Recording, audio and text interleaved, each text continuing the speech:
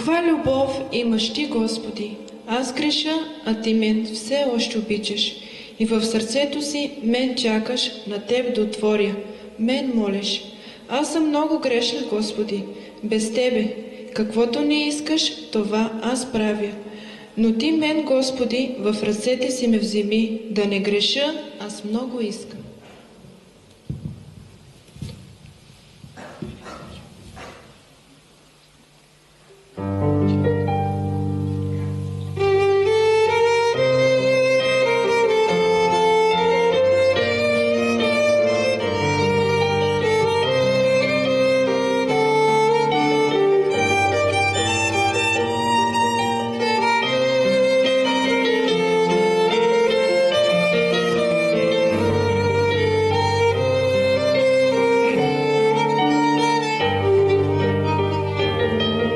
Искаш ли да се завърнеш пак отново при Христа, за да бъдеш там спасен и отведен в небеса? Моля те, ти върни се и ела при Отца, за да ти даде корона там във вечността.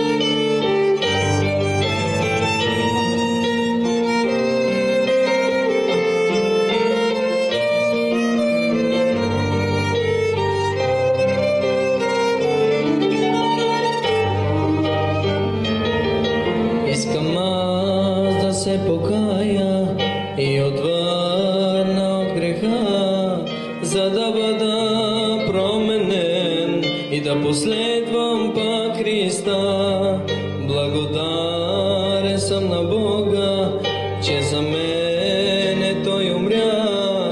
Ангел ми е Той изпратил, не се скитам сам в света.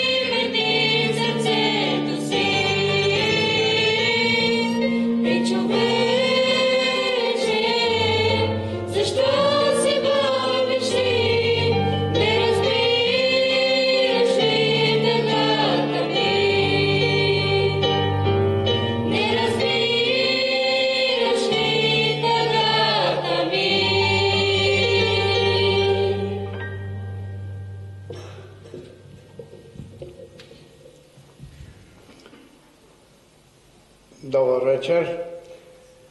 Благодаря на Бога, че е благоволил и тази вечер да бъдем тук.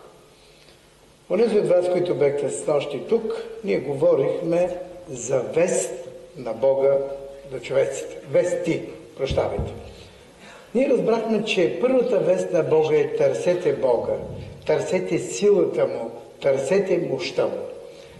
Бог винаги изпраща вести до хората, неговата основна тенденция е, той не прави нищо без да предупреди хората, без да се наясно. Онова, което днес с вас погледнахме в урока, значи урока искаше да покаже, че той е основан върху 3 стълба.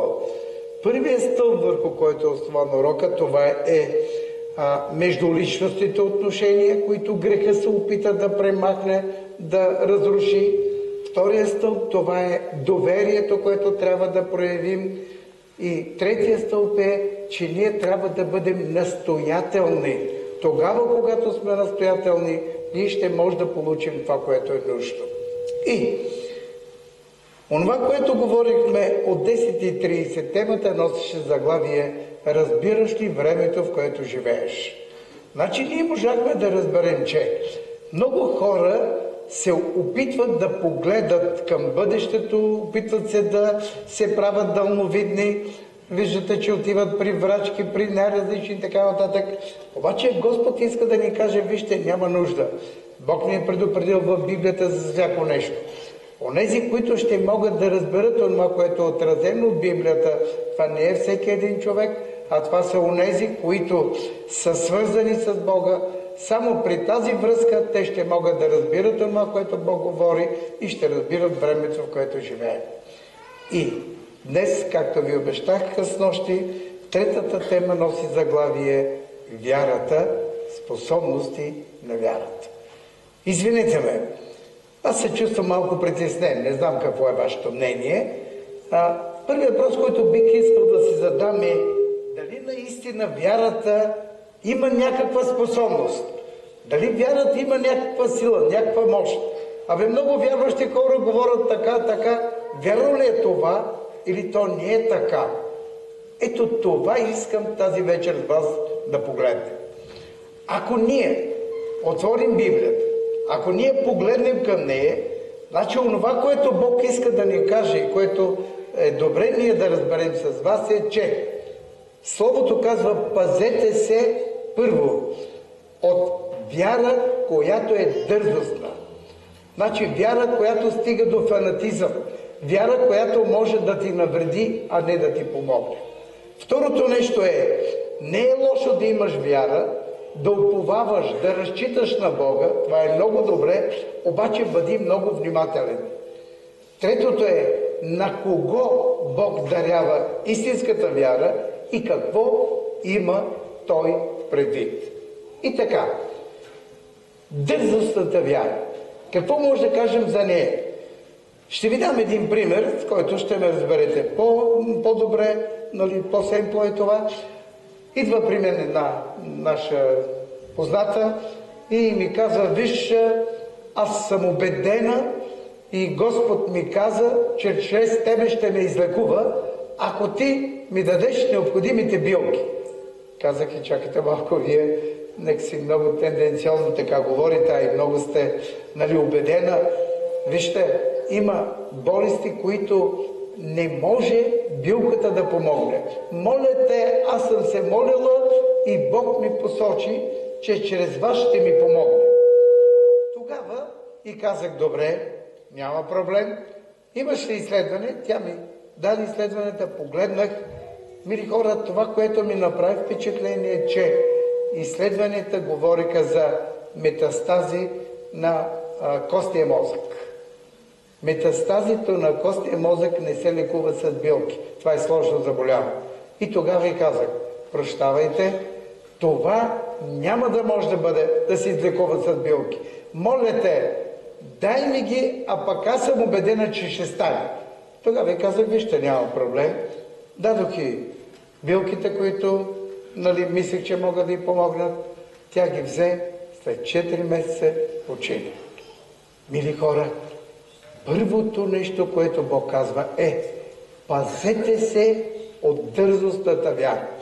Дързостната вяра е вярата, която те вади от равновесие. Дързостната вяра е вярата, която изключва мозъка, която те кара да не можеш да мислиш нормално, да не можеш да разсъждаваш нормално. Или, простете ми, ще бъде натурален, но с те да ме разберете, дързостната вяра, нейният автор е не Святия Дух, а дявола. Затова съвета на Бога е: пазете се от дързостната вяра. Второто нещо, което много бих искал с вас да разгледаме е, добре, все пак вярата има ли някаква способност, има ли някаква сила, тя може ли да помогне? Извинявайте, не е ли фикс идея на някои вярващи хора, че вярата може да помогне? И по този въпрос е добре всеки един лично да може да се убеди. Ако нямате лично убеждение, помнете ли думата, извинете ме, че така ви казвам, ще дойде време, когато ще станат стресови ситуации и те ще ви извадят от равновесие. Тогава вие ще съжалявате, но ще бъде късно. И затова искам да ви дам още един пример. Отива един мъж на възраст между 35 и 40 години при един професор и му казва: професоре, аз съм убеден, че вие ще ме излекувате, ако приложите всичките уменията, които имате и съответно аз направя това, което вие ми кажете. Професор го погледна и казал: господине, нека да не бързаме, нека първо да погледнем изследвания. Значи, когато му направи изследване и той поглежда изследването и му казва: вижте, аз много съжалявам, че вие сте толкова убеден, че аз мога да ви помогна, но аз мога да ви кажа, че този вид заболяване не се лекува и има опасност да не е така. Той се обръща и му казва: професоре, искам да ви кажа, аз имам 3 деца, нямам съпруга. Ако аз почина, няма кой да ми гледа децата. Аз се моля Господ чрез вас да ми помогне да удължи живота ми. И аз съм убеден, че това ще стане. Моля ви, дайте ми вашите наставления. Професор казал: добре, няма проблем. Дал му необходимите наставления, предписания и го пуснал да си замине. След 5 месеца той идва на контролен преглед при професора. Първото нещо професор го вижда и каза: как сте? Професоре, много съм добре. Чакайте, аз като ви гледам лицето, ви изразява, че сте така. Действително е, да, много добре се чувствам, нищо ми няма.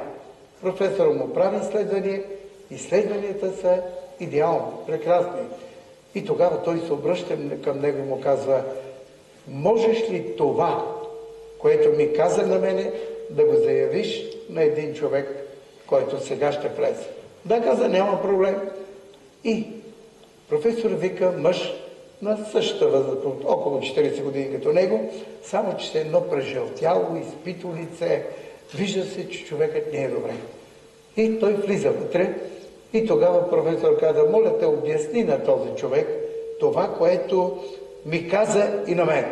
И тогава той повтаря думите, да не губим време, той повтаря всичко това, което му е казал, което е казал на професор и каза: аз съм убеден, аз имам 3 деца, няма кой да ми гледа децата.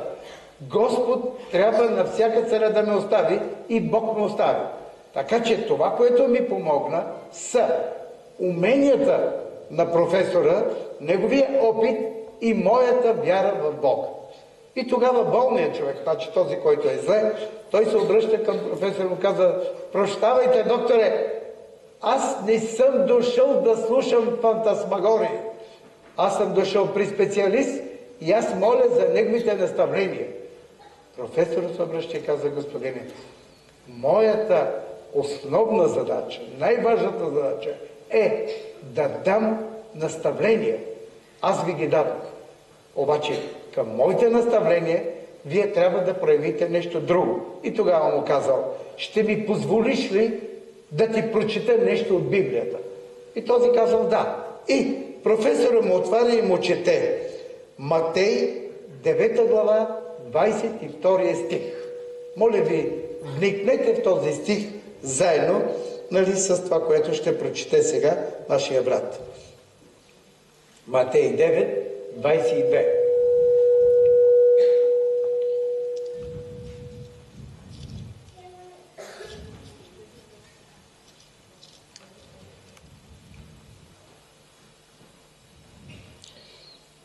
А Исус, като се обърна и видя, каза: дерзай, дъще, твоята вяра те изцели. И от същия час жената оздравя. Дързай! Твоята вяра те изцели. Кое е онова, което ви моля да асимилираме, да разберем? Пазете се от дързостната вяра. Но много ви моля, не дейте да игнорирате вярата като фактор, защото тя е важна. Само че тя ни умолява да направим нещо. Тя ни умолява да извършим нещо. Тя ни умолява да минем по един път, който е много важен и който път изисква концентрация от нашата страна. И така, какво иска вярата ние да разберем на всяка цена? Какво иска Бог нашия ум да схване? Първо, отваряйки Евангелието на Лука, 17 глава, 6 стих, ето това, което споделя, това, което говори Бог. Евангелието на Лука, 17:6. А Господ каза: ако имате вяра колкото синапено зърно, щяхте да кажете на тази черница: изкорени се и се насади в морето, и тя щеше да послуша. Значи, мили хора, вижте ли колко ясно казва Бог? Вижте, не можете да бъдете невярващи хора. Не можете да бъдете отчаяни. Не може да бъдете отпуснати. Не. Позволете ми да ви споделя нещо. Опасна е фанатичната вяра, дързостната вяра. Но опасното е, когато човека няма вяра. Защо ви казвам всичко това? Затова, защото когато ти се намираш в затруднено положение, първо злото започва, или дявола, простете ми, че използвам този епитет, той започва да те бие, той започва да ти напомня: виж, ти си така, ти няма да се оправиш, ти ще бъде зле. Значи тук е необходимо нашата вяра, която да застане на необходимото ниво и да ни приеме тези нашепвания, които са, защото те влияят на психиката, те ни изнервяват и ни правят негодни. Значи ние трябва да застанем на много здрава основа тук. Дявола ще продължава да те атакува. И тук, не знам, тази вечер, доколкото разбрах, имам повече наши хора от църквата. Значи имайте на предвид, че ако ние не се запасим с тая вяра, която трябва да бъде, ние няма да можем да издържим трудностите на последното време. Няма да можем. Защо? Затова, защото те предлагат най-различни сюрпризи, които сюрпризи, ако ние нямаме вяра, няма да може да го направим. И за това, отваряйки Библията, в Марко 5 глава, четейки 35 и 36 стих, простете ми, само секунда, ти намери текста, секунда, простете ми една фраза само. Помогни си ти, за да ти помогне и Бог. Чакай малко. Как можеш да говориш така? Кой ти дава право? Вижте, ако ние направим онова, което зависи от нас, и дадем възможност на Бог да направи това, което зависи от Него, нещата ще станат. Но ако ти не направиш това, което зависи от теб, ако ти чакаш Бог да направи това, което зависи от теб, то тогава няма да стане, тогава няма да се получи. Защо? Защото ето това е дързостната вяра. Ти да се опиташ да се облегнеш изцяло на Бога, без да правиш това, което зависи от теб. И чуйте текста, ако обичате. Когато той още говореше, при него дойдоха от къщата на началника на синагогата и казаха: дъщеря ти умря.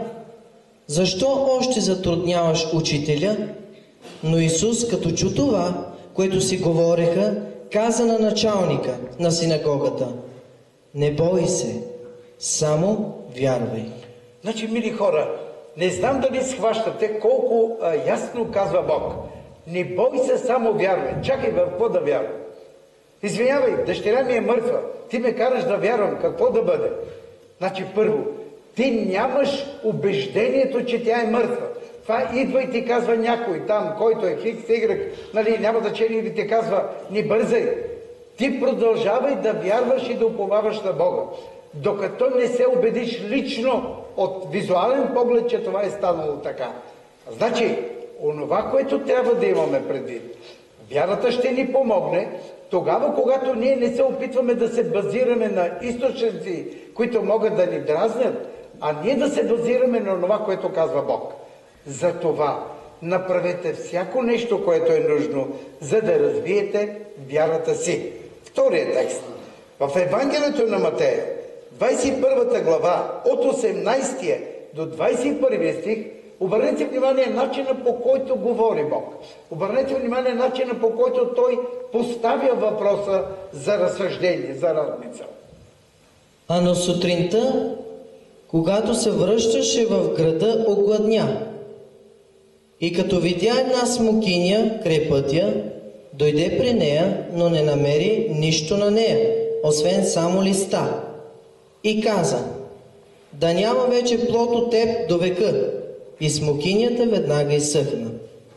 И учениците, като видяха това, се учудиха и казаха: как така веднага изсъхна смокинята?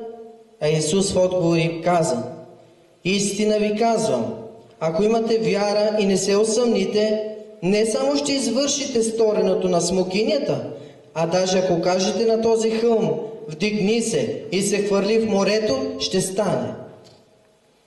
Ако ви прави впечатление, Исус поставя въпроса: искайте без да се съмнявате.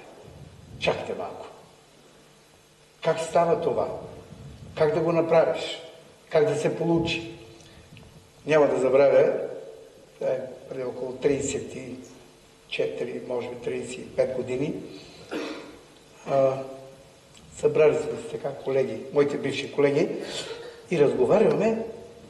Един е споделя, който е бил много лош. И аз го познавам като много лош човек. Той ми казва: искам да ви кажа какво преживях с моята жена. И ние го слушаме и той казва: моята жена стана християнка, саботянка. И аз и дойде и ми каза: виж, мъжо, аз така и така пребивал се ме от бой. Тя не се отказва. И тогава един ден ни каза: щом си саботянка, сега с мене на лозето. Аз копам и ти копаш заедно с мене. Изостанеш ли малко с мотиката, ще те прибия там, да знам, че си мъртва и те няма. Щом като има Бог. Ако твой Бог го ми съществува, той няма да ти позволи ти да изоставаш. И тя каза: добре, мъж, ама и аз мога нещо да те помоля. Кажи, може ли като отидаме на лозето, ти да ми позволиш да се помоля на глас? Той рекал: може, няма проблем, моли се. Ама аз вика: няма се моля, аз не искам ти да се молиш. Отидахме, вика, и тя се помоли. Започнахме, тя фърчи пред мене. Дори и на мен помага и пак върви. Значи тя изкара 3 реда и аз изкарах 3. За първо копане. Вие явно имате информация какво означава това. И край, привършихме юнак, пукна и си замина. Аз едва се прибрах. Викам: та е взела някакъв допинг. Това само и само да ме заблуди. Викам: ще виж как ще оправим аз нея. И сутринта ставам и казвам: без да пиеш никакви капчета, без да взимаш никакви лекарства, така отиваме да копаме. Тя вика: добре, само че този път само се помолваш, друго нищо. Добре. Отидохме, вика, пак с нея. И тогава тя пак се помоли. Вика, запомнете, започна, вика, фърчи напреде, на мен ми помага и пак фърчи напреде. На мен ми помага и пак фърчи напреде. И тя се прибра по-бързо от мен. Аз не вярвах на този човек. Аз смятах, че това е фантасмагория. Даже му казах: ти си готов вече да отидеш там пред това Господ, там и да се занимава с него. Едва когато приях Бог, едва когато минаха може би 5 или 6 години, можах да асимилирам стойността на вярата. Или хора, нека да се пазим от дързостната вяра, но нека да се пазим и от съмнението. Нека да имаме доверие в този Бог. Онова, което ни зависи от нас, онова, което зависи от Него, нека да сме убедени, че Той няма да не ни го даде. Обаче, за да се стигне до този момент, ти трябва да имаш, извинявайте, опитност с Него, използвам християнски термин, или ти трябва да имаш случай, при който да има аргумент, с който той да се е аргументирал. Ето ви второто нещо. Пазете се от дързостта вяра, но пазете се и да се съмнявате. И много християни не получават, много християни напускат Бога, защото те идват с голямата кошница, те идват пред Бога без да има асимилация, без да има разбиране и те се заминават за това, защото те не са се опитали да се срещат с Бога. И ще ви кажа нещо, може би тази вечер да са тук тези хора. Снощи дойдоха при мен хора, за да разговаряме и ми казаха, че са вярващи хора. Извинете ме, не е тайна, вярващия човек има термин на говорене. И този термин е християнски. Доколкото разбрах, те са 5 години във вярата, те нямат християнски термин. И аз им казах, прощете ми, вие не вярвате. Ама не каза, ние сме кръстени. Викам, може да сте кръстени. Обаче, вие не вярвате. Аз ви моля, и тогава този, който ги води, значи му казах, моля ви, запознайте се с Бога. Разберете Божията воля. Пазете се от този термин, който използват всички християни, библейски курс. Пазете се от него. Ние няма да станем ученици от първи курс. Нека да се запознаем с Бога. Нека да влезем в интимна връзка с Него. Нека да разберем онова, което иска Той да ни сподели и да Му се доверим. Значи онова, което Бог говори е да можем ние да имаме вяра без съмнение. Сега ще спра за малко.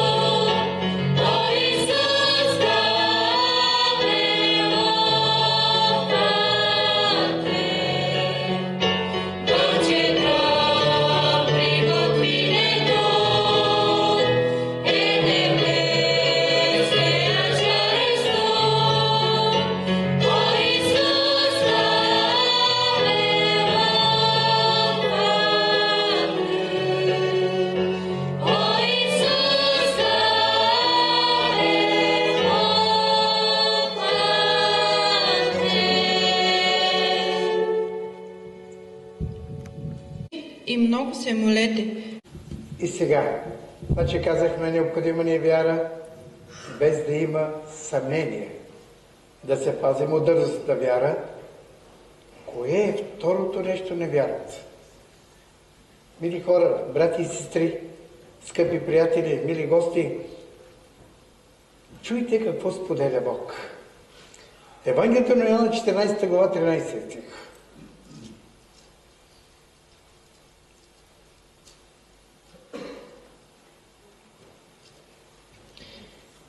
И каквото и да поискате в Мое име, ще го направя, за да се прослави Отца в Сина. Имайте вяра, като се доверите на вашия Бог. Тук ми беше много трудно да го приема това. Вижте, как да стане това доверие? Как да се получи? Как да се случи това доверие? И ще ви кажа, Значи това беше, когато бяха събитията в Косово. Идва един наш брат и споделя, значи да е било 2010 или 2011, не мога точно да ви кажа, не помня годината, събития в Косово. И споделя, че са ги хванали 7 човека и ги затварят в една пещера. Тогава нашия брат казва, когато ни затвориха там, между самите така хора, които са били 7 човека, възниква паника.